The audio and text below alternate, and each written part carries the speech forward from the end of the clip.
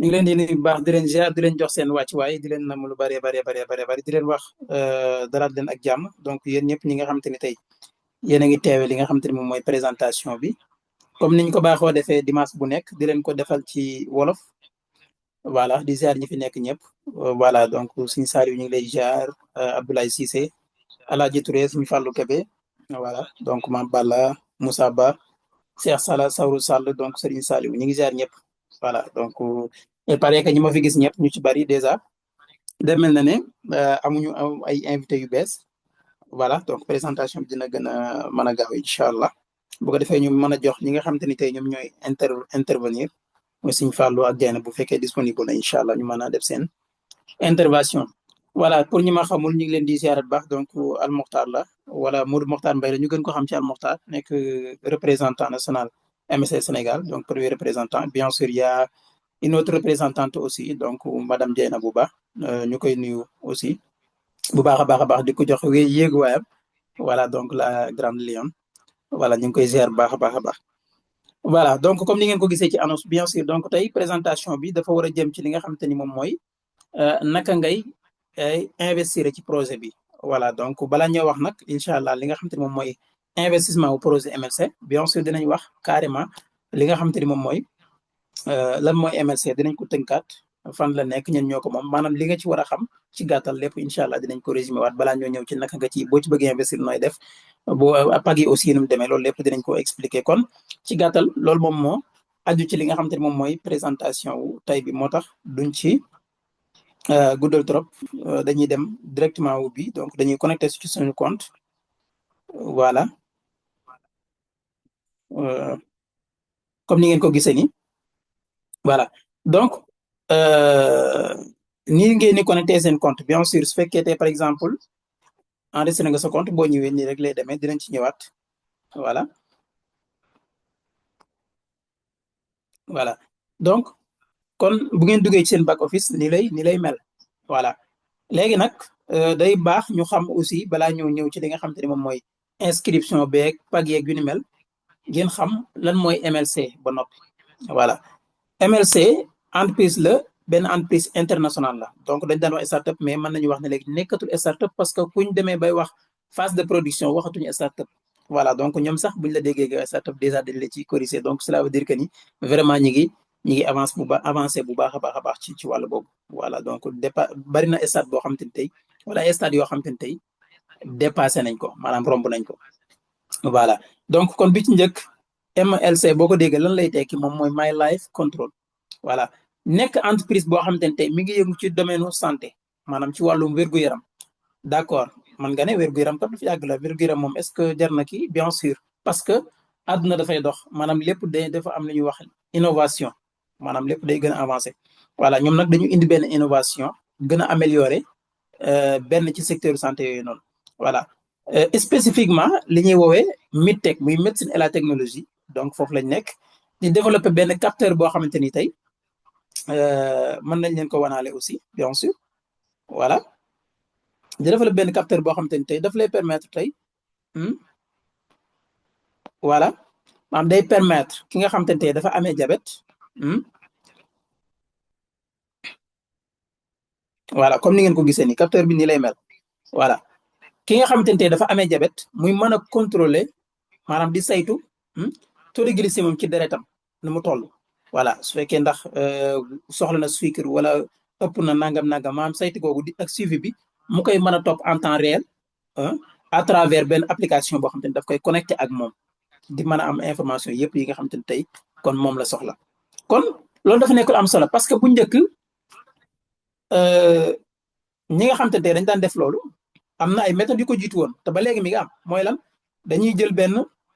par exemple piqûre wala yu ni mel bënn sa baaraam piqué ko génne deret bi def analyse bi après dañu jox lay résultat donc résultat yu njëkk yooyu noonu ni mu daan def noonu effectivement maanaam da daan limité wu trop benn biir xaw na metti aussi saf na parce que piqûre la bari na ñu dèjà ñu bari ñamewuñ ko ak yeneen voilà kon résultat yi nga daan am ci wàllu boobu noonu wala ni ñu ko daan defee dafa limité woon te dafa manié woon ba mu ëpp maanaam lépp dañ daan mën nga ne da nga daan dem def ko ak loxo te bii moo gën a automatique voilà bien sûr est-ce que moom donc moom moo ko MSC moo ko njëkk a créé wala moom donc moo nekk domaine boobu déedéet mën nañ ci souligner ay entreprises yu bëree bëri yoo xam ne wala yi ci gën a fees Dexcom maanaam mu nekk entreprise boo xam te ni tey wala Adobe par exemple nekk ay entreprise yoo xam te ni tey maanaam ay entreprise yu mag a mag lañ ci wàllu boobu noonu voilà maanaam nga xam ne ay milliards la ñuy pesé tey voilà donc MSC ci domaine boobu la nekk même dikkug MSC ci biir marché boobu noonu lu tax maanaam marché bi ñu atteindre li nga xam te ne moom mooy objectif maanaam demande ñu satisfaire demande du marché boobu noonu cela veut dire quoi cela veut dire que ni loolu nag li muy wane leen rek la mooy marché bu yaatoo la voilà maanaam MSC soxlawul dem di xooli maanaam defar produit ba pare dañ di xool ban marché la koy jaay déedéet marché bi déjà disponible na voilà maanaam marché bi ñu ko war a jaayee déjà mi ngi fi voilà loolu nag ak sant yàlla la loolu itam day rassurer ki nga xam te ne moom mooy investisseur bi donc kon ñun lan lañ soxla day mel ne liñ naan la balle est dans votre camp kon mi ngi ci camp ay MSC mooy lan ñun en tant que investisseurs yi ñun rek la des ñu épauler pousse li nga xam te moom mooy entreprise pour que mën a dem ñu commencer la production en masse gën a avancer ñu commercialiser li nga xam te moom mooy produit parce que ñi ko soxla déjà ñi ngi fi te du doy voilà kon MSC marché bi muy évoluer marché boo xam te ne tey marché boo xam ne demande dafa bari parce que ñi amee diabète tey fi mu toll nii tey ñu ngi wax plus de 800 millions même voilà diabétique voilà kon dafa bari trop voilà dafa bari trop maanaam période bi ñuy wax nii par exemple boo xoolee sondage yi ñu jëkkoon def avant mi ngi nekkoon ay 500 et quelques millions mais déjà ñu ngi wax ay waxu 800 millions te noonu lay gën a yokkee malheureusement voilà donc kon non seulement MSC dafa nekk benn entreprise boo xam ne bu innovante la mais dafa apporter benn solution à l'humanité maanaam mu nekk entreprise boo xam ne tey day sauver ay dundi nit ñu baree te loolu dafa nekk loo xam ne tey aussi bien sûr lu am solo la voilà léegi nag MSC loolu la kon leer na ci yow ñi ko moom ñan lañu kon ñi moom entreprise bi ay russe lañ maanaam ay doomi russe lañ voilà maanaam ay doomi russe lañ waaye ñi ngi fi nga xam te moom mooy siège bi mi ngi féete foofee fi nga xam te ne moom mooy Dubaï Abu Dhabi voilà plus précisément ci terrain Maïdan donc quartier bi foofu noonu lañ koy tuddee voilà foofu la entreprise bi nekk fa la siège bi nekk voilà siège administratif bi li nga xam te ne moom mooy laboratoire bi mu InnoBiosystem bi mi ngi Russie usine de production bi bien sûr aussi moom mi ngi en Chine donc da nga gis décentralisation bi nga xam te ne tey def nañ ko aussi ci entreprise bi voilà juridiquement aussi ñu ngi ko enregistré bien sûr aussi foofu nga xam te ne moom mooy ni ma ko waxee à Dubaï voilà société bi nga xam te ne tey moom mooy attiré wala xëcc li nga xam te moom mooy investissement yi nga xam te ne moom la ñuy def ñu ngi koy wax EUCOM donc parce que ñoom ñoo am li nga xam te ne moom mooy àq ak yelleef mën a def loolu parce que MSC ci jëm boobu directement du moom mooy jël xaalis bi pour investir yi mais dafa am ay entreprises yoo xam ne bu ci nekk la nga war a def yow yaa koy def donc ñoom lañ lëkkalool ci li nga xam te ne moom mooy côté financement bi ñuy def ñu koy woowee lan financement participatif parce que xamal ne entreprise yëpp da nga am ñetti tànneef benn nga dem benn banque financière bu fekkee da nga bëgg par exemple def li nga xam te ne moom mooy sa financement wala nga wut keneen mu financé la maanaam benn borom xaalis wala yu ni mel wala nga def li nga xam ne moom la ñu woowee financement participatif lan moo tax banque bi di compliqué mooy banque pour nga soxla yenn somme yi nii faaw nga am ay garantie kon cela veut dire que par exemple boo xoolee système bancaire bi sax ni ñu ko tëralee day mel ne du pour baadoole yi ngeen baal ma ci kàddu yi par exemple voilà bu ñu waxee du pour baadoole mooy maanaam ñi amul ñi ñàkk ñi day mel ne banque taxul xooluñ ñooñu taxul ñuy wax banque mi lebal mooy ki am ba pare parce que boo ñëwee di leb ci banque faaw nga garanti ko par exemple am nga ay kër wala nga am ay biens yoo xam ne tey wala nga am salaire boo xam te wóor na ne tey di nga ko mën a fay mu soog laa lebal donc tey c'est bien normal aussi comme par exemple entreprise bi mel ne MSC parce que ku mel ne Evan wala keneen ku di moom amul garantie boobu noonu kon banque arrangé wu ko beneen bi itam beneen bu fekkee da nga dem benn borom xaalis lebal la ni ma ko wax en tant que businessman kooku li koy utile mooy xaalis ba cay génnaat kese donc à tout moment mën na gàllankoor sa entreprise donc kon day mel ne option bu ñetteel bi mooy bi nga xam te ne moom moo xew tey muy financement participatif te entreprise yu bari lay commencé koo def adopté dafa ëpp solo mooy ubbi sa capital entreprise bépp investisseur individuel donc am possibilité wu mën a ñëw investir ci entreprise boobu noonu voilà kon loolu moom moo poussé MSC à ce que aussi ñu def li nga xam te ne moom mooy ubbi seen capital permettre muy man muy yow muy keneen ak keneen fépp foo mën a nekk ci àdduna bi à moins que lu dul ne da ngaa nekk am citoyenneté américaine donc mais keneen ku dul loolu am nga possibilité wu investir ci entreprise ak ko mën a nekk ci àdduna bi voilà kon loolu moom moo ñu dugal ci ñu ñëw ci li nga xam te ni moom mooy kon naka ngay léegi nag boo ci bëggee investir nooy def ak boo ci investir aussi yan avantage la mën a apporter xamal ne entreprise bu ndaw buy soog a door nga investir ci comme mi ngi mel na rek maanaam nga def sa jiwu maanaam par exemple bi ngay soog a bay par exemple booy soog a bay nga jël maanaam nga jiwu ma nga investir ci jiwu ma waaw bi ngay ji voilà boo investir foofu tey par exemple tey bu doon gerte naa jël exemple comme gerte boo noppee di nga mën nga jaay gerte bi mën nga jaay ngooñ mi gerte ba nga jaay diwlin mën nañ ko cee defar borom gerte caaf ki jaay caaf mën nañ ki jaay gerte xott mën na ci def donc da ngay gis ne kon après li ci juddoowaat bari na waaw pourtant borom caaf bi dina ci gis boppam parce que moom borom caaf bi fan la ko jëndee mais kon déq nañ gerte gi ba borom tool bi jël gerteem dem jaay ko ñi nga xam te ne moom mooy gars yi nga xam ne ñoom ñooy def campagne maanaam commerçant yi mag yi nga xam ne ñoom ñooy ñëw jënd ko ci tool bi voilà par exemple tey nañu wax ne jaay naa ko 500000 commerçant bi ñëw jënd ko jëmmi commerçant boobu tey jënd ko 500000 ci man dem di ko jaay moo xam en gros ak détail aussi waaw moom génnee na ci par exemple 1 million wala 1,5 million parce que lan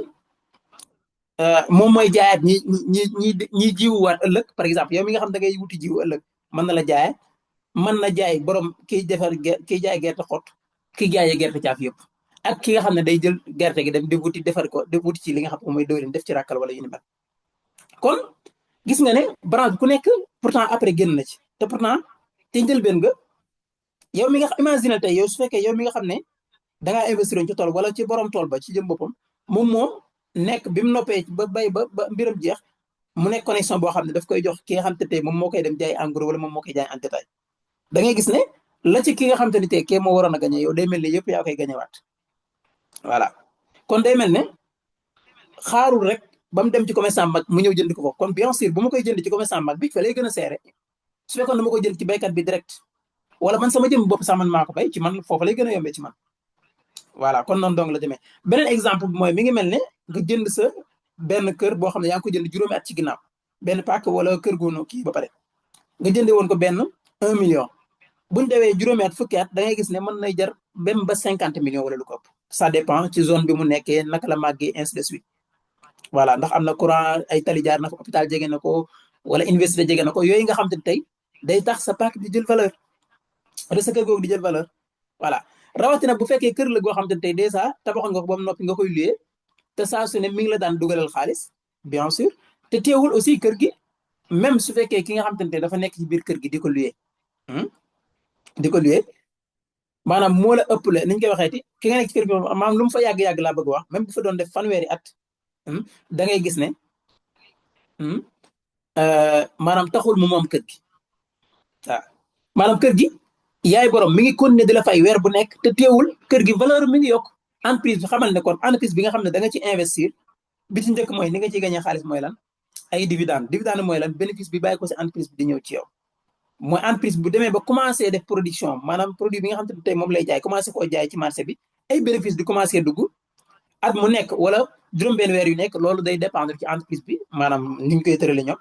voilà par exemple bu dee MSC tey par exemple par production yi nga xam te ne ci la ñuy investir dividende yi annuel la maanaam année bu nekk la buñ te tollee moo xam 2027 wala 2026 wala lu ko weesu peu importe par exemple bu dee par production bien sûr 2027 jëm kaw saa yu ñu defee loolu ba noppi première vente yi ñu def seen bilan génnee li nga xam te ne moom mooy salaire yi déggal waaw fay salaire yi génnee dépense yi la ca des loolu la ñuy tuddee bénéfice boobu noonu da ci am benn partie boo xam te ne lu ñuy wax 50% kon yow mi nga xam da nga investir ci investisseur xamal ne mi ngi lay xaar loolu 50% yëpp dafa jëm ci investisseurs yi bu ko defee nag ñu séddale ku nekk selon la nga investir ak selon xaalis ba na mu toll mu néew mu bari voilà loolu lu muy gën a dem day gën a dul parce que entreprise day gën a màgg waaw mais teg ci itam ñaareelu façon bi nga ci mën a gagné xaalis mooy lan sa investissement boobu noonu bu doon $1000 la wala $5000 wala $10,000 xamal ne lu muy gën a dem day gën a yokk voilà day gën a yokk par exemple même loolu waxuma la sax ñu dem ba commencé def production mais déjà rek bari na am na ñu nekk fii tey par exemple ci call bi ci Zoom bi ñoo xam ne seen investissement déjà doublé wu na wala mu fois na 2 wala mu fois 3 donc noonu lay jëlee valeur saa su ne kon xamal ne yow mi nga xam ne da nga investir ci entreprise bi mel ne MSC mi ngi mel ne tey Google bi nga xam wala Apple bi nga xam wala Facebook nga investiroon ci xaalis tey milliards yi muy réalisé yëpp yow da nga ci gis sa bopp même bu fekkee da ngay xëy di tëdd nelaw wala ngay xëy di jàngale wala ngay xëy di def sa liggéey bu mu mën a doon xamal da ngay gañ a xaalis ci entreprise boobu noonu yow mi nga xam ne da nga investir ci MLC aussi c'est la même chose voilà même si que MLC àggagut fi ñooñu àgg mais mën na dem ba tey ñu koy dégg fi ñuy dégg ñooñu wala fu ko sax romb voilà parce que entreprise yi ngeen xam yooyu yëpp foofu lañ jaar voilà kon defe naa xam nga entreprise bi xam nga ñu ko moom xam nga boo ci investir lim la mën a apporter léegi nag damay déconnecté waat bien sûr léegi wan leen procédure li nga xam te ne moom mooy inscription bi nu muy demee voilà bi ci njëkk mooy ki nga xam ne moom moo la invité maanaam moo la présenté entreprise bi voilà bu la ko présenté ba mu leer ci yow li ngay jëkk a def mooy dina la yónnee benn lien d'inscription maanaam affiliation bien sûr maanaam moom moo la affilié moom mooy nekk sa manager personnel boo amee problème moom moo lay taxaw moo lay wax nii ngay def nangam nangam voilà donc bien sûr boo ko joxee li nga xam te ni tey moom bu la joxee li nga xam te moom mooy lien bi boo ñëwee inscription bi nii lay demee fii ci kaw da nga fiy dugal sa email maanaam da ngay créer benn email fii voilà da ngay créer benn email voilà su ko defee nga créer fi benn mot de passe léegi mot de passe bi nag dafa war a composé woo li nga xam te ni moom mooy lettre bu mag comme nii benn majuscule par exemple ma def Al Mokhtar par exemple gis nga def naa lettre bu mag A la ma def L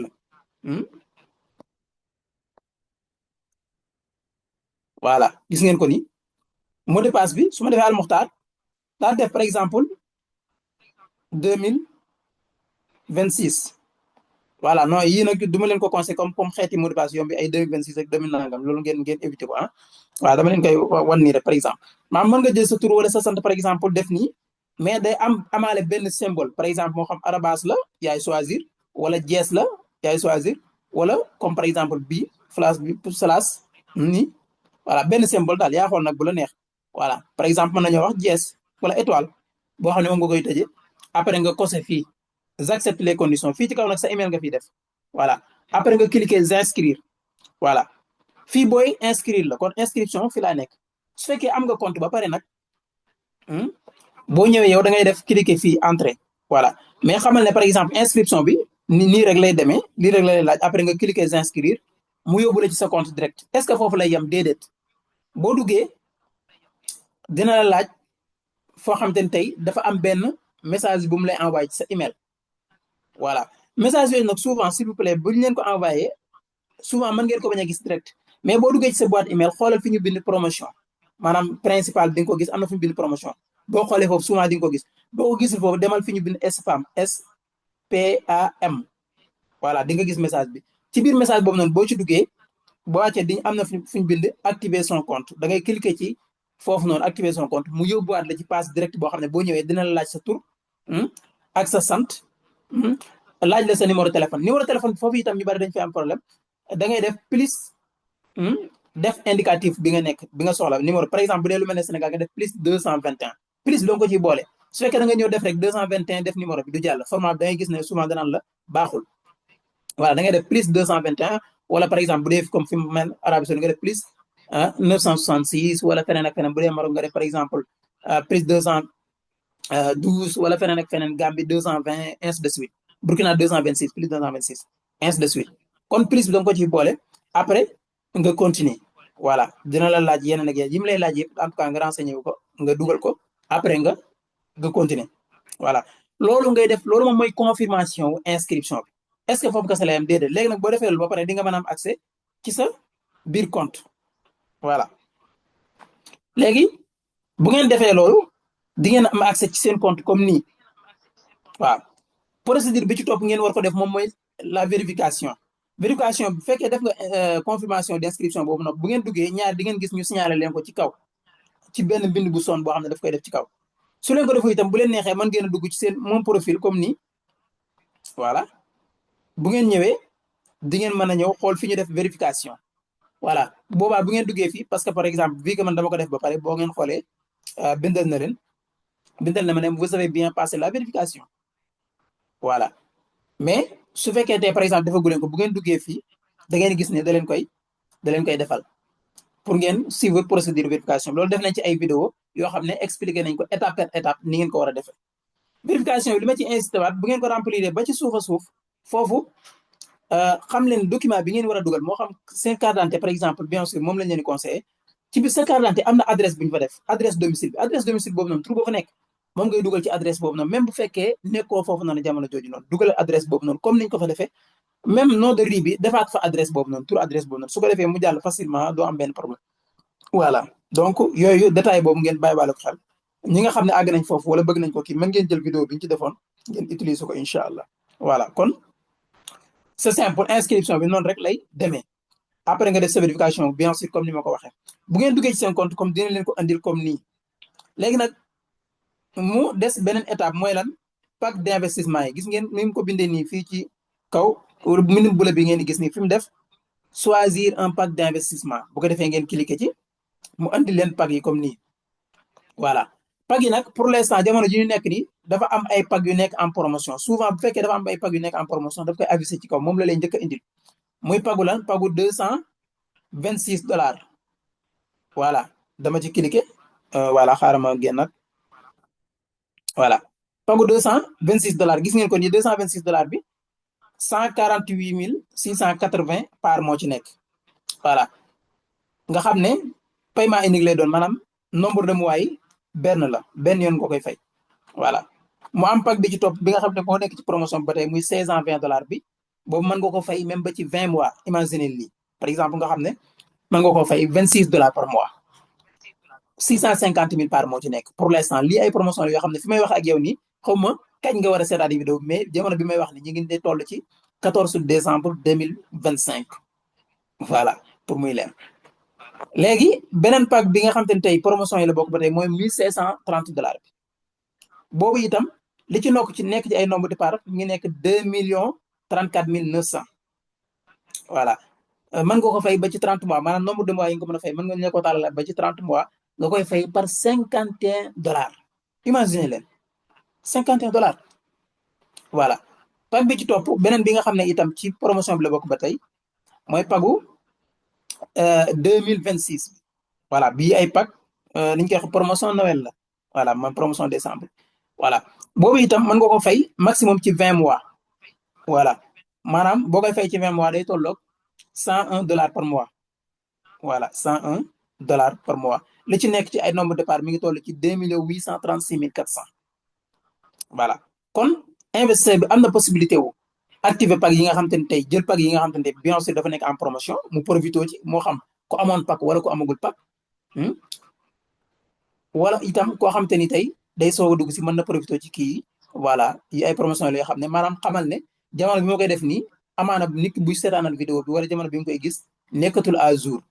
voilà parce que lii yëpp day changé voilà day changé parce que pack yi paar yi lu muy gën a dem day gën a yokk maanaam day gën a cher voilà moo tax promotion yu mel nii di ci profité am na solo léegi nag tey boo ñëwee ba ci pack bi nga bëgg da ngay cliquer fi ñu bind sélectionné rek après nga continuer dinaa ci ñëw bala maa jeexal voilà léegi ñu wax ci pack normal yi voilà pack yi nga xam te ne tey souvent moo fiy nekk même bu promotion amul bi ci njëkk moom mooy pack $100 fii nag dinaa ci leeral benn par exemple su fekkee ki nga xam te ne tey day soog a ñëw maanaam c'est la première fois muy soog a inscrire buy soog a ñëw fukki fan ak juróomi njëkk yi wala 14 jours yu njëkk yi dina am pack bu fay nekk bu disponible bu ñu woowee la pack de bienvenue boo xam ne pagu $100 lay doon pack de bienvenue boobu pagu $100 boobu noonu day wuuteeg pagu $100 normal bi fi nekk parce que lan pack boobu souvent mooy ëpp ay part comme boobu itam dee leen ko expliquer ñi nga xam dañuy soog a inscrire pour buñ bëggee profité ñu profité ci nga xam nit ki mën na ko jël ba pare suy choisir pack bu muy fay par mois mu soog koo jël parce que pack bu am solo la voilà léegi man du ma ko afficher fii mais bu doon compte bu bees la di ngeen gis ne dina ko afficher voilà pagu $100 normal bi li ci nekk ci ay part mi ngi toll ci gis nga 112,400 kase imagine leen ngeen comparé ko ak pack bi nga xam te ne tey moo nekk en promotion muy 126 bi gis ngeen bii 148,680 bii 112,000 kase kon bële pack bu am solo la voilà kon minimum investissement minimum bi parce que ñu bari dañ koy laaj xam leen ne mooy pagu $100 boobu noonu voilà mais est-ce que montant minimum pour commencer bi boobu la déedéet kon xamal ne nit ki fu sa poche toll rek di nga am possibilité wu mën a investir am na pagu $250 aussi boo xam te ne tey mën nga ko c'est payable paiement unique mën nga ko fay benn yoon wala nga koy fay par $25 par mois voilà boo xamante ni tey lu ci nekk ci ay part mi ngi nekk de instant bii nii may wax ak yow 282 250 par. voilà mën nga ko fay benn yoon wala nga fay ko par moratoire muy $25 par mois ba 10 mois yi mat maximum. pag bi ci topp mooy pagu $500 bi. voilà boobu itam mën nga ko fay benn yoon wala nga koy fay par weer maanaam ci 10 mois maximum gën caa bari maanaam fukki weer. li ci nekk ci ay nombre de par mi ngi nekk 579 500. voilà am na itam pagu li nga xam te ni moom mooy pagu $1000 bi aussi. voilà pag boobu aussi li ci nekk ci nombre de part mi ngi nekk ci toll ci 1,174,000 par. voilà maximum maanaam nombre de mois yi nga ko mën a fay gën caa bari 20 la. voilà 20 la mën nga ko fay aussi ci 10 mois wala nga fay ko benn yoon donc yow yaay choisir. voilà ngeen baal donc noonu la demee. voilà am na pagu aussi $1,500. waaw léegi pagu $1,500 boobu noonu yi itam maximum maanaam nombre de mois yi gën a mag 30 la mën nga ko fay ba 30 bu fekkee mooy gën ci yow bu la neexee nga fay ko ci 15 mois wala neex nga fay ko ci 10 mois wala nga fay ko paiement unique. pag boobu li ci nekk ci ay nombre de part mi ngi toll ci 1,806,000. voilà 6,000 part moo ci nekk. waaw am na pagu $2,000 aussi. pagu $2,000 bi itam maximum 20 mois la mën nga ko fay ci 20 mois wala nga fay ko ci 10 mois wala nga fay ko ci 1 mois. bu dee ci 20 mois nga koy fay chaque mois $100 la. bu dee ci 10 mois la chaque mois $200. bu dee ci benn yoon donc $2,000 yëpp ngay fayandoo benn yoon. voilà xamal ne nag loolu lu ma gën a néew mooy ci la ëpp avantage par exemple su fekkee da nga ko fay benn yoon ci lay ëppee parce que su fekkee da nga ko fay benn yoon 2,568,000 la. bu dee da nga koy fay ci 10 mois 2,538,000. bu dee da nga koy fay ci 20 mois day nekk 2,508,000 donc gis ngeen ne kon lu mu gën a néew paar yi di gën a bari. am na pagu $3,000 aussi boo xam ne maximum mën nga ko fay ci 25 mois bu dee 25 mois $120 la. bu dee ci 20 mois $150 la par mois. bu dee ci 10 mois $300 la par mois bu dee ci benn yéen ngoo koy fay donc $3,000 yëpp ngay fayantoo. boobu li ci nekk ci ay nombre de part mi ngi toll ci 3,852,000. voilà donc bu dee paiement unique mu nekk 3,942,000. am na aussi pagu $5,000. pagu $5,000 boo xam ne maximum mën nga ko fay ci 25 mois wala nga fay ko ci 20 mois wala ci 10 mois wala nga fayandoo lépp benn yoon. voilà li ci nekk ci ay nombre de part mi ngi toll ci 6,595,000 par. voilà su fekkee da nga koy fay benn yoon mu nekk 6,820,000 par. moo am itam pagu $7,500 boo xamante ni tey maximum mën nga ko fay ci 30 mois wala nga fay ko ci 20 mois muy mois bu nekk $375. bu dee 30 mois yi $250 la par mois. bu dee ci 10 mois $750 par mois bu dee benn yoon muy paiement unique bi. donc boobu li ci nekk ci ay part mën na 10 millions mi ngi toll ci 10,605,000 par. macha allah wax dëgg yàlla pag bu jàppandal la parce que $250 la mën nga ko fay ci sax $250 par mois te di nga ci am 10 millions de part.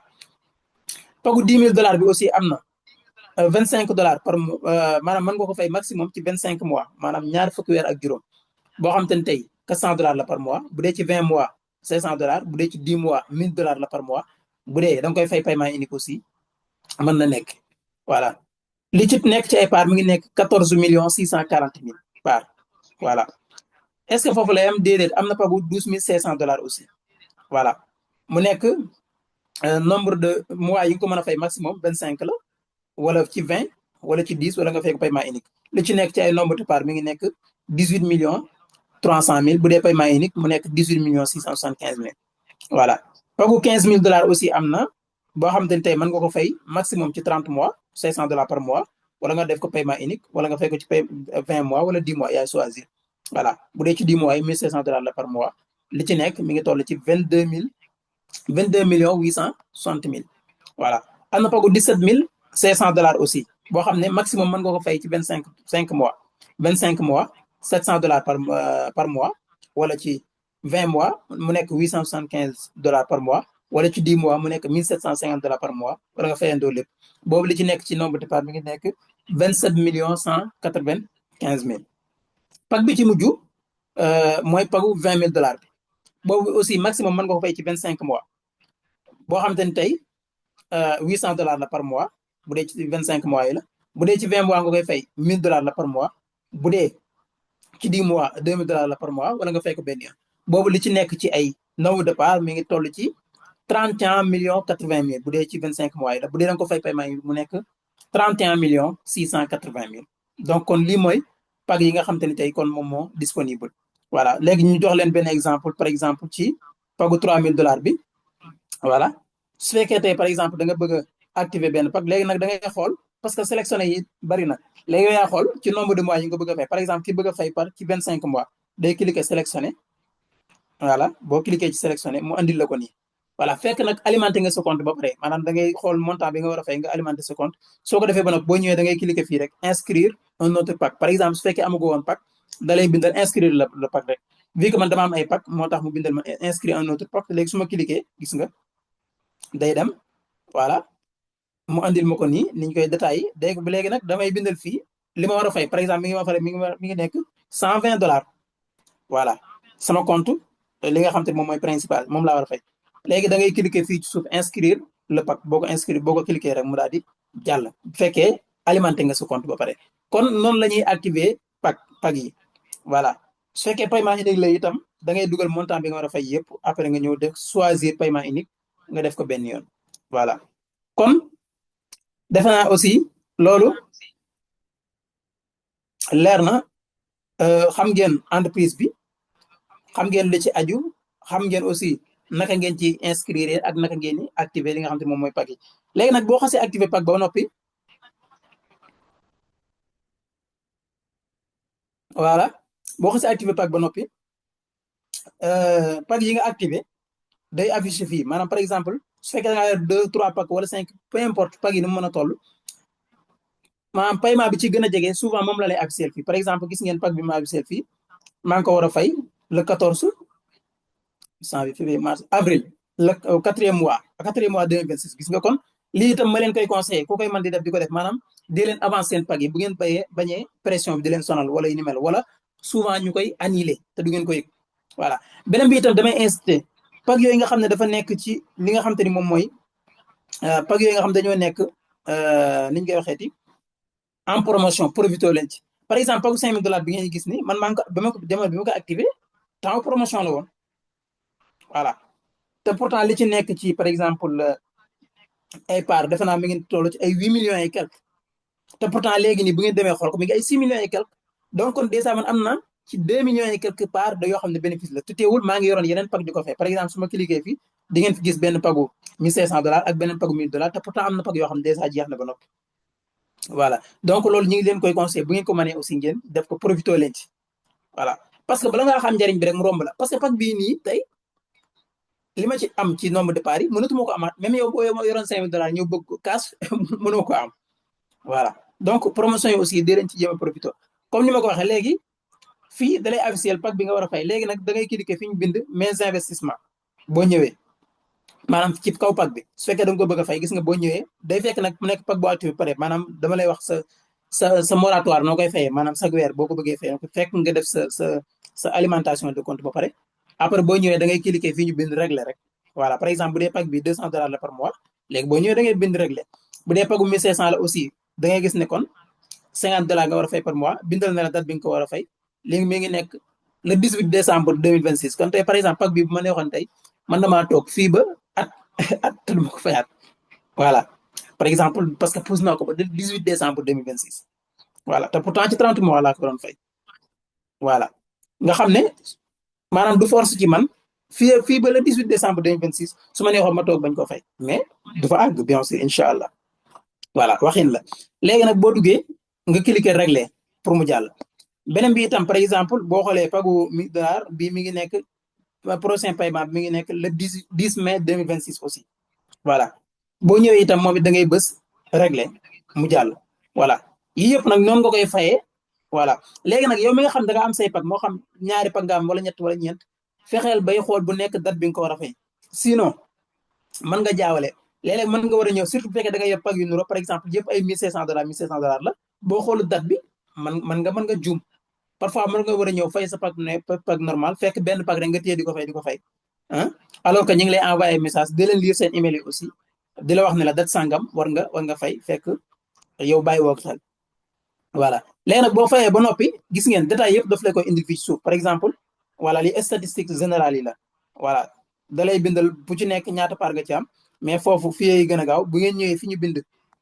par versé maanaam muy part yi nga xam dèjà jox nañ ko pare bu dee bii da ngeen koy changer parce que fii création technologie bi da ngeen di cliquer fi ñu def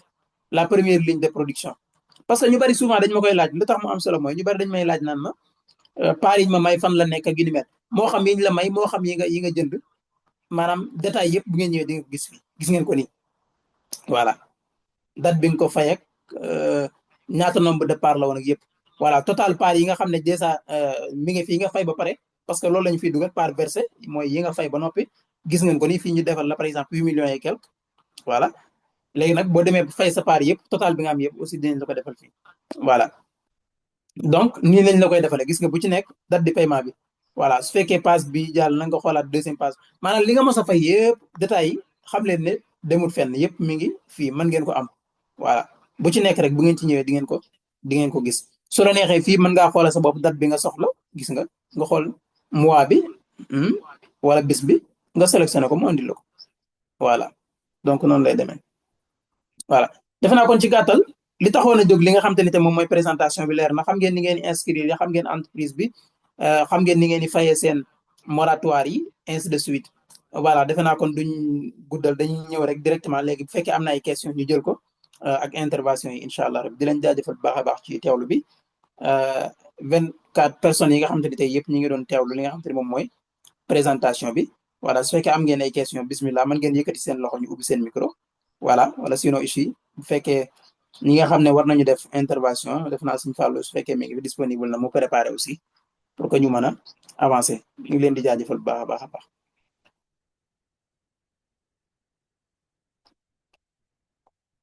voilà boo defee ñi am question mën nañu yëkkati waale seen loxo.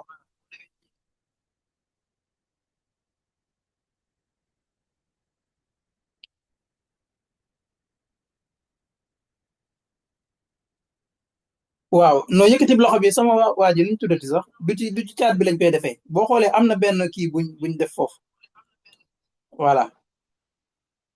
maanaam doo ñëw fi ñuy bind message nga yëkkati fa sa loxo déedéet gaynde xaw ma gaynde xaw ma gaynde voilà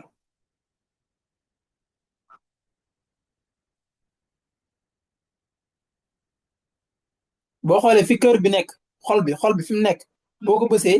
dina la andil foofu foo xam ne def na fi benn loxo bi loxo boobu ngay bës voilà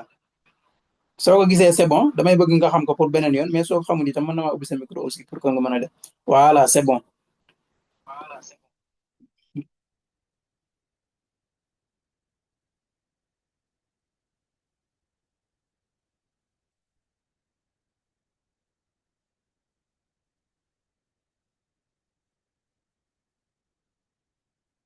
voilà mën nga ubbi sa micro s'il vous plaît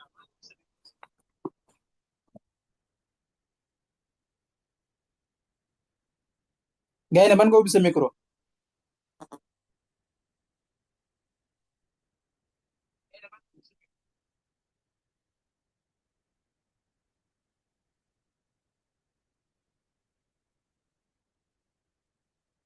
gaynde yow laay déglu ubbi sa micro s'il vous plaît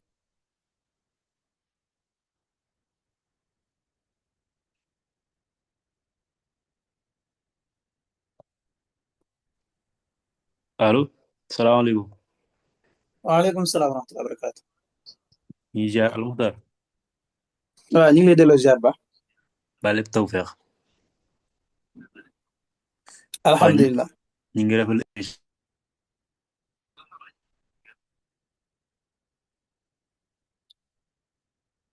ñu ngi lay déglu ñu ngi lay déglu da nga fayaat sa micro de sa micro bi da nga ko fayaat.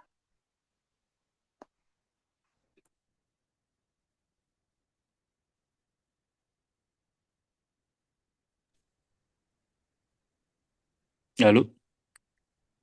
waaw ayca waxal mën nga wax direct bismillah. waaw man dama amoon benn question boo bëggoon laaj quoi. waaw bismillah. par exemple MLC bu demoon ba côté en bourse. même application bi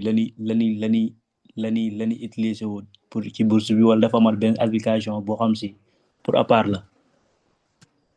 te même temps bu côté ndax di nga mën a am accès ci yeneen entreprise yi nekk foofu ci bourse bi. wala loolu c'est impossible. Mhm. waaw loolu rek laa bëggoon xam quoi.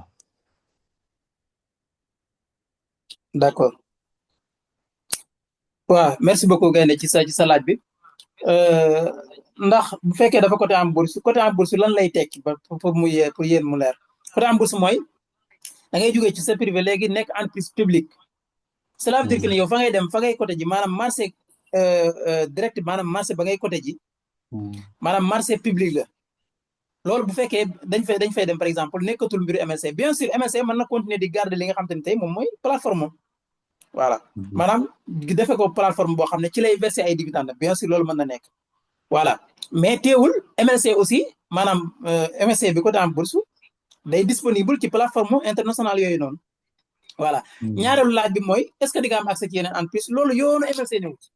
loolu tey boo ci bëggee am accès mën nga télécharger application wala broker yi nga xam te ne tey loolu leen tax a jóg loolu lu ci yoonu MLC loolu jarul xaar ba MLC di côté en bourse pour nga am accès ci yeneen waaw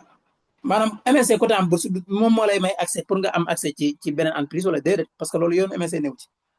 su ma ko mën a jox misaal comme nu ma ko mën a tuddee sax par exemple ñu ne benn marché par exemple maam ñu ne nuñ koy tuddee benn nu ma ko mën a tuddee bu kii boo xam te ne tey moom moo yor wàll par exemple ñu ne fédération Sénégal tey par exemple fédération maanaam fédération Sénégal maanaam mi ngi am moo nekk loo xam te moo ëmb footballu Sénégal bi yëpp fédération Sénégal de football voilà mais fédération sénégalaise de football boobu noonu ñi nga xam ne tey dañoo nekk dans les normes wala équipe nationale yi ñooñu lay moom moo waxee nga xam ne ñu ko tax a jóg mais est-ce que tey par exemple équipe nawetaan bi nga xam te ne dafa nekk ci koñ bi wala équipe bi nga xam ne équipe bu koñ la est-ce que fédération yoonam nga ca déedéet yoonam nekku ci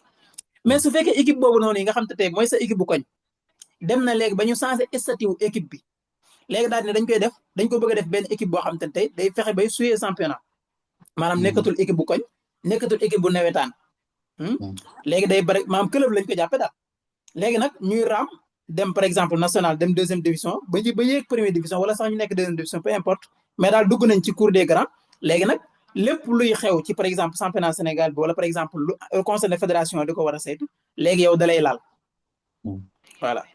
ba nga fa nekkagut seen yoon ñëwut ci yow loolu la ngeen gérer boo xam da ngeen doon gagné entre classe nuñ koy waxee koñ ak koñ ngeen organiser benn tournoi même bu doon 10 millions la yoonu Sénégal néew yoonu fédération sénégalaise néew ci voilà mais su fekkee da ngeen ñëw nag publiquement foofu nag maanaam loi yi nga xam te tey moom mooy dox ci football sénégalais da leen tënk waaw da ngeen di mën a feeñ ci tableau bi nga xam te ne tey moom mooy tableau officiel bu championnat sénégalais waaw kon tey bu ñu doon xool championnat Sénégal ñi nga xam ne ñoo jël paie ak ñoo jël deuxième nanga nag bu ñu xoolee dañ ciy gis équipe bu ko ñu gaynde voilà donc foofu li ma la bëgg a wax mooy kon est-ce que dañuy xaar ba gaynde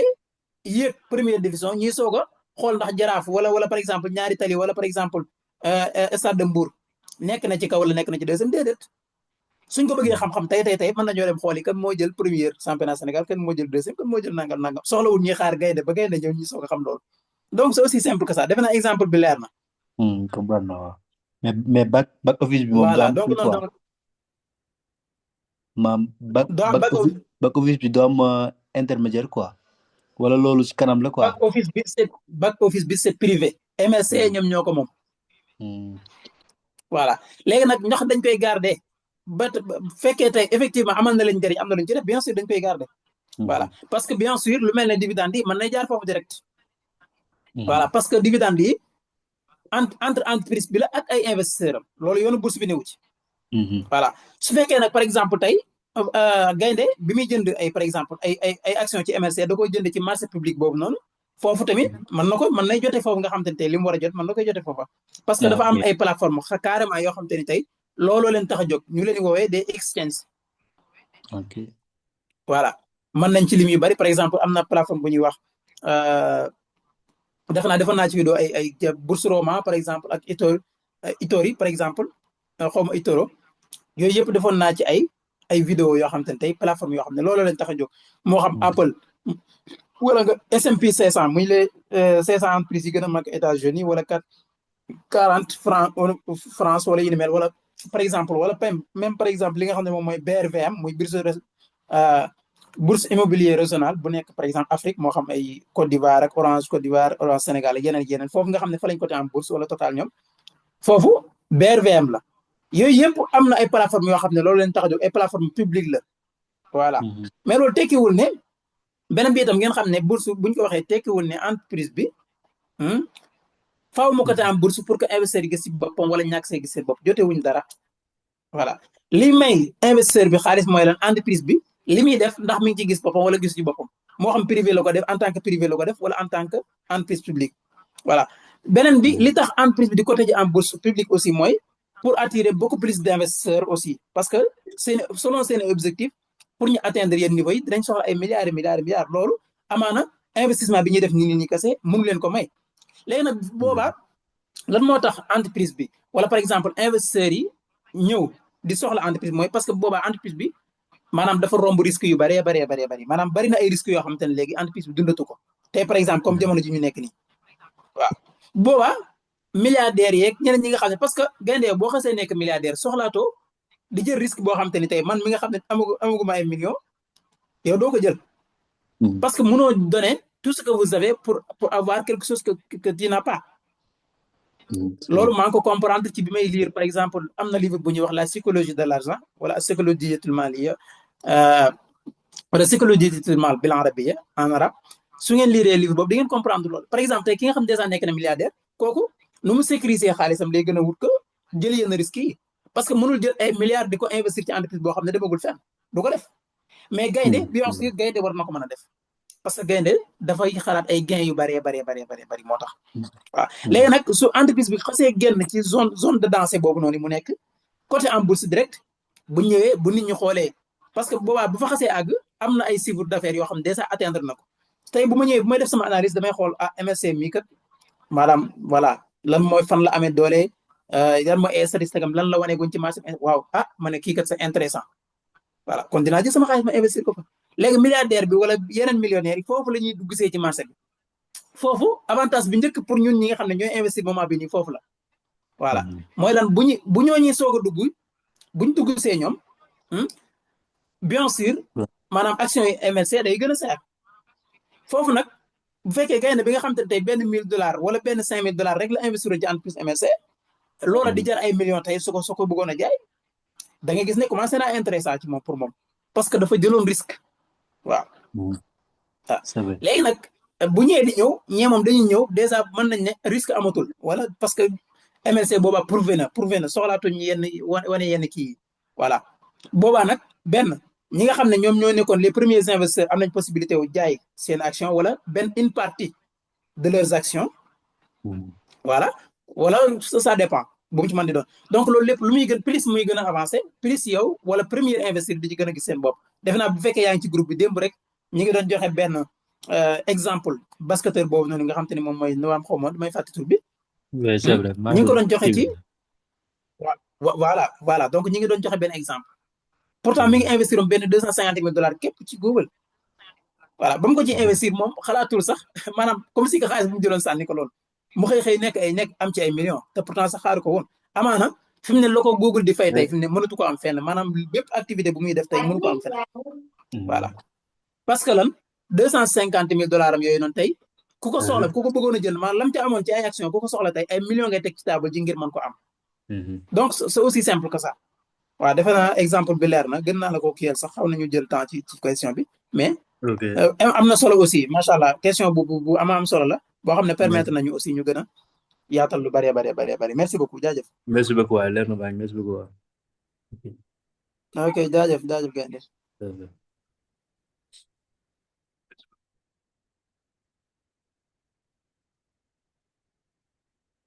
merci beaucoup jërëjëf Baye Serigne ci ñaan yi am na solo jaajëf ñu ngi lay jaajëfalaat bu baax a baax yow aussi voilà waaw ko am question s'il vous plaît mën nga yëkkati sa loxo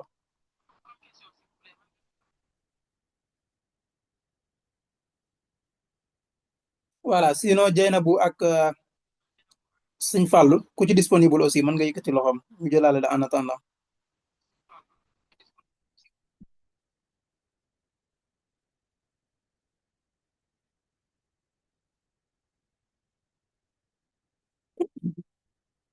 voilà me not this light je ne sais pas bindoo sa tur de mais maa ngi ubbi sa micro bismillah voilà ayca mën nga ubbi sa micro yow mi yëkkati sa loxo noonu mën nga ubbi sa micro this light voilà parce que sa tur bi nekkul fi ah dafa mel ne wàccewaat nga ko de waaw su fekkee da nga am question s'il vous plaît mën nga yëkkati sa loxo pour mu ubbi sa micro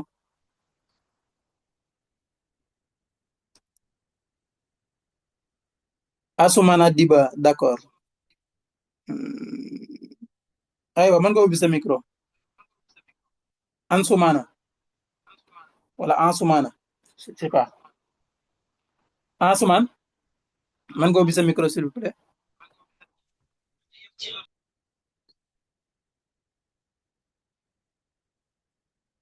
aywa Ansoumane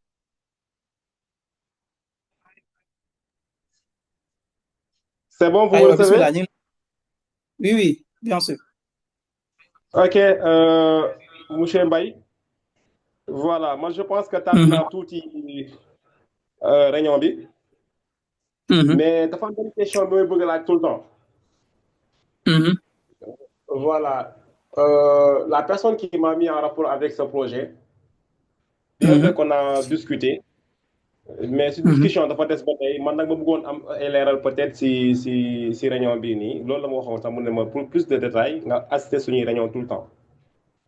D'accord, bien sûr. C'est très intéressant, les modules assistés. Maintenant, la question que j'aimerais poser, moi, vu que c'est à long terme, voilà, j'ai compris, mais maximum, par exemple, avec $1,500, pour dire, par exemple, pacte de $1,500, exemple, pour nous douger ici. Genre, à long terme, maximum, combien d'années pour nous qui commencent à un retour, genre? Moi, c'est ma question. Oui. D'accord, loolu rek moom moo nekkoon question bi en ce moment. Oui. D'accord, macha allah am na solo bien sûr donc comme ni mu la ko waxee effectivement defe naa tey sax expliqué nañ un peu rek ci projet bi mais déjà détails yi sax dugguñ ci maanaam bari na ay yeneen présentation yoo xam ne ci lañ gën a détaillé mais vu que même déjà comprendre que c'est bon parce que lu bari tënkaat naa ko voilà merci beaucoup aussi ci laaj bi am solo la mais xamal ne en ce moment loolu kenn mënul la ko wax voilà ok maanaam date sangam wala fii ak nangam ngay am nangam du kenn la koy wax mais en tant que investisseur état d'esprit bi nga war a amee mooy ni ma ko waxee mooy passer en long terme voilà parce que loolu daf lay dimbali tey par exemple damay faral di joxe exemple tey su fekkoon te en ce moment dama la wax ne la nañ dajee par exemple à minuit barab sangam dama la war a jox 1 million francs CFA par exemple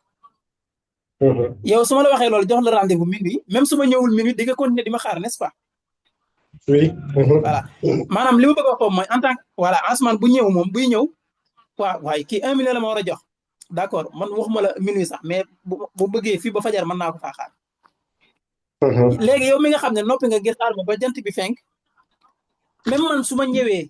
d'accord léegi yow déjà sa état d'esprit mooy par exemple yow noppi nga ngir xaar ma ba fajar su ma ñëwee par exemple pourtant mën na maa ñëw minuit mën na maa ñëw 2 heures du matin wala 3 heures du matin su ma ñëwee 3 heures du matin sax même dérangé wu la parce que lu tax dérangé wu la mooy yow da nga maanaam psychologiquement yaa ngi noppoon ngir xaar ma ba fajar même voilà donc état d'esprit investisseur bi foofu la war a toll léegi nag par exemple man souvent par exemple investisseur bi ni ma ko waxee bu ñu la waxee fii ak 5 ans 10 ans loolu tekkiwul ne nit ki mënul gis boppam faaw dafa war a xaar 5 ans wala 10 ans ngir mën a gis boppam non waaw parce que y a des contraintes wala y a des ay mbir yoo xam te ne tey mën na xew avant booba par exemple MLC bi nga xam te ne moom moo nekk en question tey MLC même doxinam gën na gaaw comme niñ ko pensé woon par exemple tey ci 2 ans et demi déjà réalisé nañ ci loo xam ne entreprise yu bari ci 5 ans lañ koy def souvent donc loolu par exemple teg nañ seen feuille de route boo xam ne mën nañ ne feuille de route bi ñu ngi ko war a réaliser ci 5 ans pourtant ñu def ko ci 2 ans et demi nga xam ne looloo waral tey par exemple am na boobu man amaana yaa ngi koy dégg li ñu woowee les parts technologie nga xam ne dafa jóge woon étape 1 ba étape 17 la waroon a jeexee finalement étape 8 la jeexee lan moo tax mu jeexee étape 8 mooy dañu am plus qu'on attendait avant par exemple dañu am plus que li ñu xam te ne moom lañ doon xaar avant ñuy àgg ca date ba waaw su fekkee tey dama fixé benn objectif ne par exemple fii ak décembre 2026 bëgg na ma atteindre benn cap de 30 millions wala 50 millions tey ñu dawal 6 mois maanaam premier semestre bu 2026 ma atteindre li nga xam te ni moom mooy objectif est-ce que damay toog jaaxaan rek ne non non mais l'essentiel mooy lan maa ngi ko fixé woon décembre mais finalement atteindre naa ko ci premier semestre bi waaw cela veut dire que ni d'accord date fixe bi moom moo nekkoon décembre mais mën naa ko atteindre ci premier trimestre bi wala ma atteindre ko ci semestre bu njëkk bi wala ainsi de suite voilà mais l'essentiel état d'esprit investisseur bi mooy lan moom si jëm boppam mu pare pour tout scénario yëpp voilà mais date sangam nga koy am ak wala yu ni mel loolu nit ki mënu la ko wax mais même yow par exemple tey su fekkee da nga nekk moo xam da ngay commerce wala yu ni mel su ma ñëwee ne la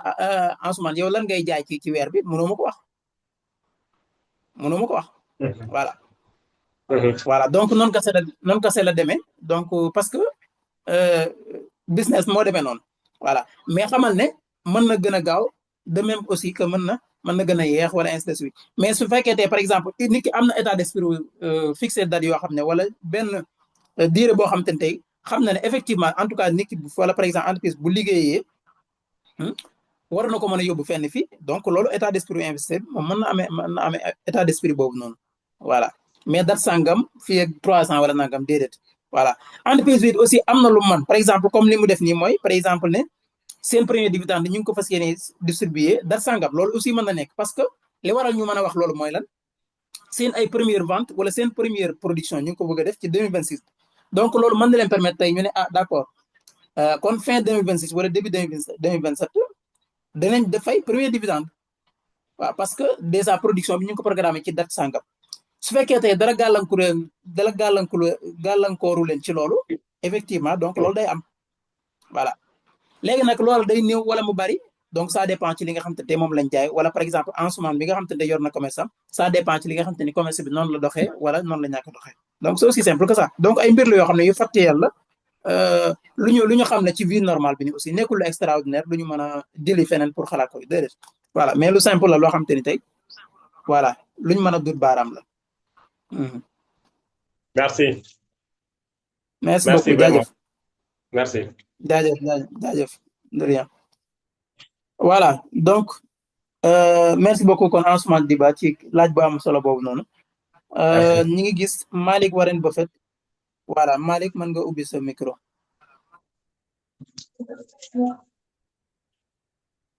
Ansoumana mën nga fayale sa micro s'il vous plaît. salaam sama waa communauté maa ngi nuyu ñëpp di ziare ñëpp macha allah di ziare del Al Mokhtar yaakaar naa ne tardé naa lu bëree bëri sax di jégaluwaat bu baax a baax di ñëw rek di santaat yàlla daal ñu yàlla boole si projet bi di gërëm sëñ Bay Mor ñu ngi koy ziare lu bëree bëri moom mi nga xam ne. gannaaw yàlla moo tax ñu intégré wu si MLC jaarale ko si Al Mokhtar ñu ngi leen ziare waat bu baax a baax di soññiwaat ñëpp di soññiwaat suñu bopp rek di wax kenn ku si nekk lépp loo xam yaa ngi koy def rek na nga am patience parce que lépp loo xam ne pare woo pour yàq ko rek xamal na yow pare goo waaw parce que kenn ku si nekk judduwoo rek man dox da nga juddu di tëdd nga jugee si tëdd di raam nga jugee si raam di dox nànk-nànk nga jugee si dox yàlla jox la ay tànk yu dëgër ba nga mën a seqi benn par benn kon lépp luñ gis si àddina ñu ngi commencé si benn par benn lu olof yi di wax naan compté bu si benn lay commencé kon nag kenn ku si nekk mais nag comme nu ko Al Mokhtar di waxee rek kenn ku si nekk nag ni ngi si sumbee noonu nga si tooyee waaye jël benn $1,500 ne man mi kat waaw dividende yi nangam non xam da nga xaar ay ati at waaw nga xaar ay ati at li nga xam ne moom la ñuy conseil suñu bopp di ko conseil ñëpp mooy kenn ku si nekk na bañ a xool dividende nga focus si li la jox ba nga mën a indi si ba nga mën a investir si MLC xalaatal loolu naka ngay def ba mu gën a développé nga fàtte MLC man de maa ngi koy conseil ñëpp te di ko conseil sama bopp parce que man mi investir naa si LSI Holding mais yàlla xam na ne fàtte naa LSI yàlla moom seede mosuma toog ba mu yàgg sax ma ne maa ngi réclamé wala tey jii laa soog a dugg sama compte LSI soo koy xoolaat liñ ma doon fay tey jii laa soog a defaat boobaak léegi su ma juum mën na 5 mois kon kenn ku si nekk comme Warren Buffett patience bu mu am wala vision bu mu am noonu ñun kenn ku si nekk am na ko waaw kenn ku si nekk am na ko bu mu gis moromam mu yore téléphone bu cher wala mu yore nangam bu cher ne man mi dama su emee seen nangam su emee seen nangam kenn ku si nekk ni ngi si def rek loolu nga si am mais bu si def benn 1500 rek jàpp na yow suba nga am non ba tax na daal ñi jégaluwaal bu baax a baax si kàddu yi dara lu may bëgg kenn ku si nekk rek mu bàyyi xel bu baax a baax ñi jégaluwaal bu baax di ziyaarawaat ñëpp macha allah jaajëf merci beaucoup Malick Warren Buffett donc yow moom voilà état d'esprit wu sa trondo boobu la xam naa voilà effectivement damay firndeel bu baax a baax li nga wax rek comme te li ma koy faral di waxee donc ku nekk na nga ci sëmbe nga ciy tooyee loolu su ma koy faral di wax souvent lu mel nii tax parce que dañuy nekk état boo xam ne defe naa suñu fàllu rek maa ngi dégg mu koy wax démb nit ñi dañuy waxu dividende ak lu ñuy fayeeku te alors que du moment boobu daf ne moment wu naka lay def ba am ñaangami million de parts ne foofu lañ toll voilà parce que le fait que bu ñuy waxu dividende rek cela veut dire que ni tey maanaam période boobu noonu suñu possibilité wu investissement donc ñu ngi koy bëgg a ñàkk maanaam lu bari ñu ngi koy commencé ñàkk voilà léegi nag lii tax dividende yooyu ngay xalaat wala bénéfice boobu ngay xalaat bu ñëwee amal la njariñ mooy sa investissement bu fekkee da nga focus ci par exemple li nga ciy mën a gagné ba fàtte yow exactement li nga xam te ni tey moom nga waroon def déjà da ngay am problème te Warren Buffett bi nga xam te ni tey moom nga bind léegi effectivement mu nekk investisseur bu mag day wax ne quand j'investis dans une entreprise je considère que l'entreprise est allée en faillite sur le lendemain de mon investissement pour 5 ans maanaam day jàpp ne entreprise bu nga xam te ni tey daf ci investir maanaam day jàpp ne entreprise ba mu xëyee suba la entreprise ba dem en faillite maanaam ci la entreprise ba tëj maanaam tëj boo xam ne mat na juróomi at fukki at dem kaw voilà day faral di wax ne aussi booy investir xalaatal 10 ans pas 10 minutes voilà kon pas 10 minutes nekkul investissement wu 10 minutes voilà mais 10 ans voilà loolu waxeen la par exemple tekkiwul ne nit ki pour mu gis boppam ci entreprise faa mu xaar 10 ans mais par exemple nañu jël entreprise maanaam exemple yi ma leen jox léegi moo xam David Seriton bi may faral di souligner saa su ne tey ñu ngi koy wax en 2025 wala 2024 peu importe maanaam jamono bi ñu xamee Google nii mais moom kan la defoon xaalisam ci Google depuis 96 xaw ma 97 la même chose aussi basketteur bi ñu doon wax démb 2000 depuis 2000 waaw boobaag léegi xoolal ñaata at la plus de 25 ans yi 16 ans par exemple bu dee David Seriton bi may wax nii documentaire bi ñu ci doon def maanaam jamono bi nga xam ne $200,000 am yooyu mi ngi toll ci 3 virgule et quelques milliards d'euros wala milliards de dollars maanaam 3 milliards de dollars pour gën a préciser boobu jamono bi ñuy def vidéo boobu noonu mi ngi toll ci maanaam investissement am na 16 ans bi ñuy def vidéo boobu noonu ak investissement am bi donc loolu du la ndaw mais aussi maanaam ba jarul yaakaar ne lu rëy la maanaam lu sori la déedéet parce que ni ma koy waxee saa su ne ñun ñi ñëpp ku ci xalaat yaa ngi fàttali fukki at ci sa ginnaaw wala fukki at ak juróom ci sa ginnaaw waaw léegi nag boo lee yaakaar ne fukki at ci sa kanam wala fukki at ak juróom ci sa kanam dafa yàgg mën nga juum waaw mais nag mën na yàgg bien sûr su fekkee da nga koy yàkkamti day yàgg ci yow parce que mi ngi mel ne ñun ñëpp ay doomu aadama lañ suñu la diggee dara nii souvent noonu lay mel suñu la diggee dara rek da nga koy yàkkamti maanaam par exemple saa sooy xëy di wàññi bés yi da ngay gis ne affaire day yéex lool ci yow contrairement ak su fekkee yaa ngi concentré ci sam jàng wala yaa ngi concentré ci sam liggéey da ngay xëy rek waa di laajte tey la ñu ne la tey waa bisi gaaw na de waaw donc naturellement doomu aadama noonu lay xalaatee voilà donc le fait que même nit ki bàyyeetu ci xel day waral mbir mi gaaw day waral aussi mel ne démb ak tey ci moom voilà donc ñu ngi lay jaajëfalaat bu baax a baax Malick ci partage bu am solo boobu noonu voilà donc Dieyna bu su fekkee disponible nga wala Sëñ Fallou dafa mel ne Sëñ Fallou maa ngi ko dégg mu bind léegi dafa nekk ci àll bi day mel ne donc su fekkee disponible Dieyna bu tiyee la voilà donc su fekkee Dieyna bu aussi peut-être elle n'est pas dans les dispositions aussi voilà Sëñ Fallou su fekkee c'est bon aussi mën nga ubbi sa micro wala nga tàll sa kii bi voilà Dieynabou donc la Lion di Bawol voilà Dieynabou c'est bon dafa mel ne mën nga ubbi sa micro s'il vous plaît voilà donc représentante nationale. Bonsoir, salam alaikum, salam alaikum. Bonsoir, wa alaykoum salam wa rahmatullahi wa barakatuh. Bien, merci. Vraiment, merci, cher partenaire Al-Mouta, pour cette belle présentation, machallah. Donc, comme je le dis, chaque présentation est particulière. Donc, on apprend beaucoup et c'est la meilleure des choses, la connaissance dans ce que nous faisons. Je peux pas admettre que, voilà, j'investis dans une entreprise et que je ne fais même pas l'effort de venir écouter les informations qui sont dites. Donc, j'invite tout un chacun vraiment à s'investir sur soi-même, s'investir dans la connaissance, prendre l'information sur laquelle on investit. C'est très important. Parfois, les gens ont l'habitude de dire très souvent que lorsqu'on parle de MLC, les gens ne nous croient pas, les gens ne veulent pas investir, ainsi de suite, ainsi de suite. Moi, je ne pense pas que lorsque tu maîtrises MLC, lorsque tu as une notion de ce que c'est que MLC et que tu dis à une personne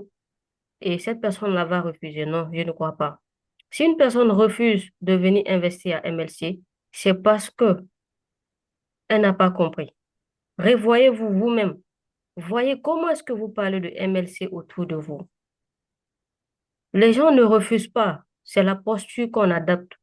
Parfois, oublions les commissions qu'on gagne après parrainage, mais l'amour de ce qu'on fait. Parce que quand tu fais avec amour, avec passion, avec abnégation, tout ce que tu feras viendra naturellement. Naturellement. Lorsqu'on dit présentation physique, les gens ne se déplacent pas. On parle de présentation Zoom call, à peine quelques-uns se connectent. Et ce sont les mêmes personnes aussi qui se connectent. Partageons le maximum d'informations autour de nous. En tout cas, ce business est venu pour révolutionner le monde. Man, déguma wolof des grands. Voilà, ça m'a wolof wolof bawol bawol là. Ouais, d'accord. Mais je pense Al-Mouta fera la traduction après. Donc, c'est ça. Oui, vas-y. Ok, donc j'encourage tout un chacun à mettre la main dans la pâte. Voilà, moi j'ai une philosophie qui est très différente. Je n'ai pas besoin que la personne soit dans mon équipe ou bien soit mon filleul pour l'assister. On assiste tout le monde, tout le monde, tout le monde, sans exception. Voilà. Le plus important, c'est de faire évoluer ce projet au Sénégal. Parce que aussi, ici, je ne sais pas si Al-Mouta a l'habitude de vous le dire, il y a le chiffre d'affaires du Sénégal qui compte. Et je suis plus que convaincu que notre force que nous sommes en train de faire, le Sénégal sera au devant des choses. Le Sénégal, tout va barou. Bon, ok. Le Sénégal sera au devant des choses. Et il y a une chose aussi très, très, très importante que Al-Mouta a dit, c'est-à-dire que les gens parfois ont l'habitude de parler de dividendes, dividendes, dividendes. Qu'est-ce que donnent les dividendes? Ce sont les actions que nous menons. Sans action, il n'y a pas de fruit. Sans acte, il n'y a pas de résultat. Donc, ne regardons pas les résultats, même si nous savons que c'est les résultats qui nous importent. C'est ça le but. Mais quel est le chemin à emprunter pour avoir ce résultat-là? Il y a ces questions qu'il faut se poser. Si ces questions sont propres, bien posées, voilà, on trouvera même des solutions naturellement. Donc, évitons la facilité, surtout les gains faciles. Allons-y vers l'information. Formons-nous, informons-nous, et je pense que là, on fera de merveilles. Bon, là, je m'en arrête là parce que si je commence, ça ne va pas terminer. J'encourage tout un chacun à vraiment profiter au maximum de cette promotion qui est en cours. Salam alaikum, merci. Merci beaucoup, merci beaucoup. En tout cas, machallah, kaddu yi am na solo. Donc voilà, ngeen baal ko donc pour ñi nga xam ne ñi ngi kii wolof bi donc effectivement li tax ma bàyyi ko mu continuer moom wolofam setul lool voilà mais je pense que li mu wax leer na ñëpp jot nañ ci aussi voilà donc muy lan li nga xamante ni tey dañ koy def par exemple bu ñuy wax waxu dividende donc li koy andi moom mooy say action voilà nit ki mënoo wax dividende passé à l'action wala yow sa jëm bopp effectivement li nga xamante ne moom mooy pour nga fayeeku li ñu naan foo deful dara bul fa xaar dara voilà donc loolu aussi dafa nekk lu am solo beneen bi itam wax na kàddu yu am solo mooy lan effectivement donc suivre Sénégal moom mooy compter voilà parce que tey dinañ xool carrément li nga xamante ni tey moom mooy projet bi naka lay développé par exemple biir Sénégal mais aussi mu wax la am solo mooy lan assistance bi nga xamante ni tey ñu ngi koy def parce que nit ki li muy def daf koy def ak bëgg-bëgg voilà bu weesoo même li nga xamante ni tey moom nga ci am maanaam muy jéem a aider nit ki parce que projet bi li mu wax sànq mu am solo mooy maanaam mënoo ko wax nit ki mu comprendre ko ba pare di ko bañ déedéet voilà soo ko maîtriser koo ko wax déedéet voilà maanaam nit ki mënu koo xam ba pare di ko négliger déedéet voilà donc loolu itam dafa nekk lu am solo mooy lan kon assistance bi nga xam te ne dañ koy def muy almuxtaar muy keneen muy man muy keneen ak keneen nit day ñëw voilà donc dañ ma dugal ci groupe bi comme ni ko am ku ko defee léegi nii am da léegi-léegi nit da lay envoyé message voilà dañ ma dugal ci groupe mais taxul ma comprendre trop peut-être daf lay dégg ngay wax mu ne la bëggoon naa beaucoup plus d'information donc da nga koy expliquer parce que loolu moom moo ñu ëpp solo voilà soit almuxtaar ko invité wala moom moo ko leeral projet wala leeral ko li yitteel almuxtaar mooy lan moom mu fexe ba comprendre peu importe fu mu wala fépp foo xamante ne tey fa la mën a jóge voilà loolu aussi dafa nekk loo xamante ne tey lu am solo donc Dieynaba merci beaucoup ci kàddu yi am na solo voilà donc sama gars yi ngeen baal ñu voilà donc ci kii bi voilà mais l'essentiel mooy li mu doon partagé lu am solo la te lu mat a bàyyi xel la aussi voilà loolu moom moo ci ab solo te je pense que message bi aussi wax dëgg yàlla jàll na ñëpp comprendre nañ exactement li nga xamante ne tey moom la bëggoon a wax voilà beneen bi aussi mu souligner point bu am solo ma leen ci bàyyiloo xel muy la présentation ou bien les présentations physiques voilà parce que dimanche incha allah le 21 décembre présentation physique am na présentation bu mag aussi boo xamante ne tey war na am Dakar bu leen ko fàtte voilà donc ma jàllale waale leen ko aussi sax même pour ngeen gën ci bàyyi xel yéen muy képp koo xamante ne tey yaa ngi ci projet bi jéem a la ñëw dina la permettre nga gën a comprendre mais aussi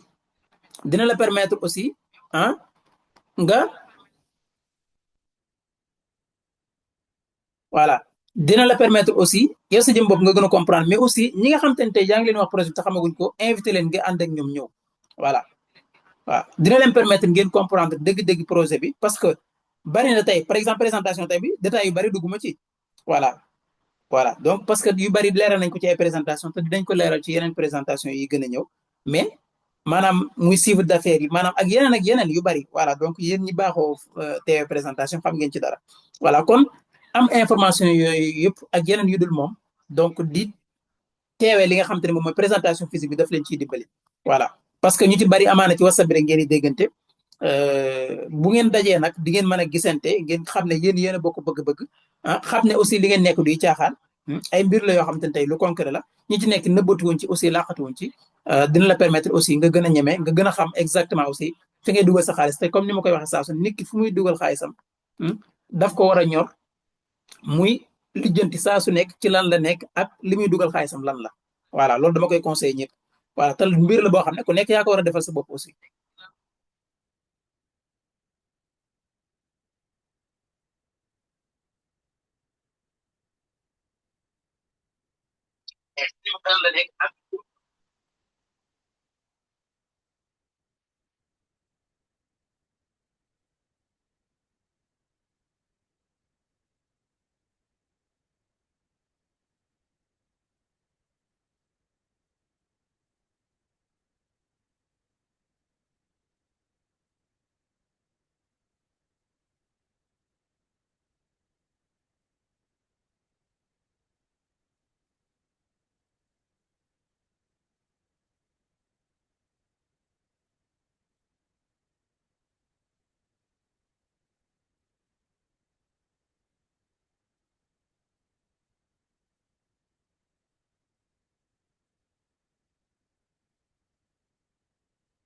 baal leen ma est-ce que son bi mi ngi doon jàll. baal leen ma est-ce que son bi mi ngi doon jàll. D'accord, d'accord, d'accord. Merci.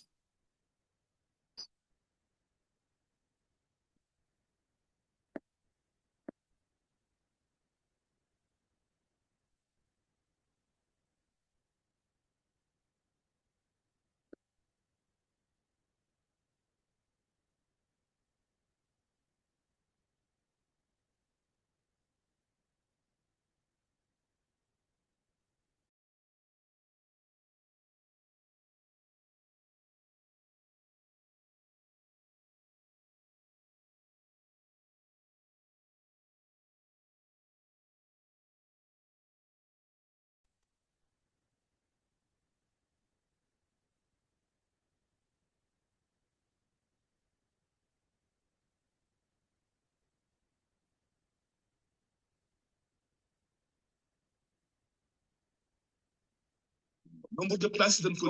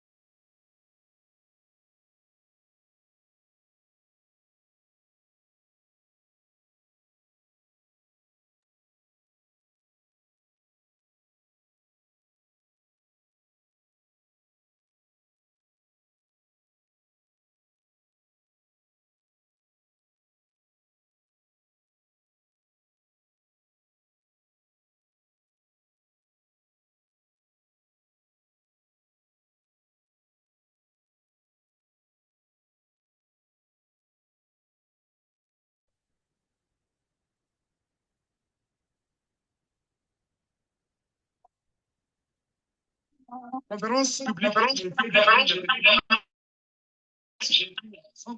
25 ca centre socio-culturel bu Fass parce que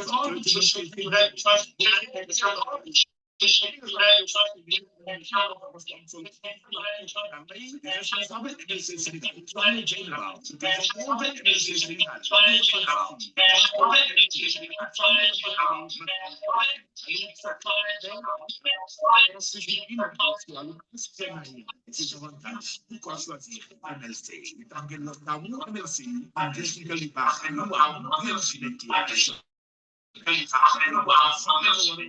développement personnel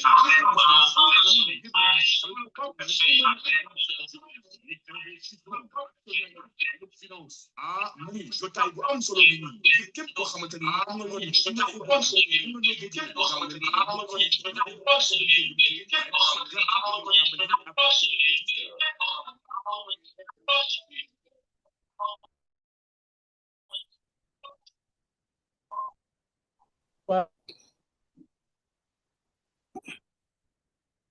voilà mi ngi noonu ngeen baal ma ci son bi day mel ne xaw na sant Cissé ak loo tuuti voilà mais mi ngi noonu kon ngeen bàyyi ko xel incha allah rabbi bu ko defee dimanche lay doon le 21 voilà ngeen ñëpp ngeen teewee ko voilà incha allah rabbi jël na bu may ree voilà dafa xaw a sant Cissé aussi voilà wala bala sant tey quoi voilà donc ngeen xam ne le 21 la s'il vous plaît invité le maximum yéen itam ngeen jéem ko teew parce que suñu conférence la suñu entreprise la ñëpp dañ ci war a jàpp maanaam ñu bañ a bàyyee liggéey bi Dieynabou Kassé wala Moustapha Kassé wala Serigne Fallou Kassé wala Grand Abbas Kassé wala keneen ak keneen ak keneen ñëpp da ngeen ci war a jàpp pour que mu réussir voilà bu réussir ñun ñëpp la réussir na loolu incha allah rabbi voilà kon merci beaucoup ñu ngi leen di jaajëfalaat bu baax a baax ci teewaay bi ak participation bi voilà donc di leen jox dig daje incha allah rabbi ba dimanche ak jàmm mais balaa loolu itam chaque vendredi aussi ngeen xam dinañ am présentation en français avec Dieynabou aussi voilà ngeen bàyyi ko xel yooyu yëpp ay mbir la yoo xam dinañ leen permettre tey bépp invité boo am wala comme ci man di doon ngeen ñëw jël si li nga xam te ni tey moom mooy information yi voilà donc ngeen bàyyi ci xel bu baax a baax di ngi leen di jaajëfal di leen jox rendez-vous incha allah ba vendredi ak jàmm présentation boo xam te ne tey son jërë moo koy def bien sûr bu dee wolof bi incha allah di ngeen ko am chaque dimanche ndem soob na yàlla jaa ngeen jëf